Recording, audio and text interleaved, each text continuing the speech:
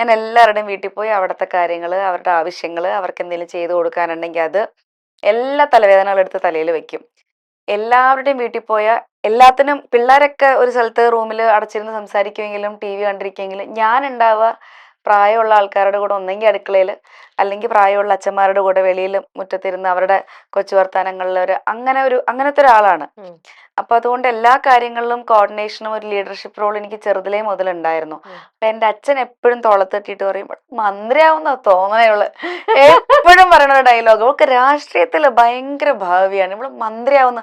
ഞാൻ ചെറുപ്പത്തിലെ കഥ കേട്ടോ പറയണേ. പിന്നെ അത് തുടർച്ചയായിട്ട് അച്ഛൻ എപ്പോഴെങ്കിലും എന്തെങ്കിലും പറഞ്ഞു കഴിഞ്ഞാൽ ഇപ്പൊ മന്ത്രിയാവും, എന്നെ കളിയാക്കുക അച്ഛൻ.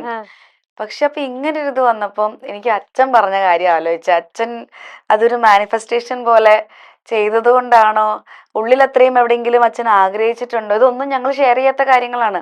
പക്ഷെ ഇത് വന്നപ്പോൾ എനിക്ക് അതാ ഓർമ്മ വന്നേ. അപ്പോൾ ഞാൻ പിന്നെ ദൈവത്തിന് വിട്ടുകൊടുത്തു. ഫുൾ ഡെഡിക്കേറ്റഡ് ആയിട്ട് ഞാനിപ്പോൾ ഇതിൽ നിൽപ്പുണ്ട്.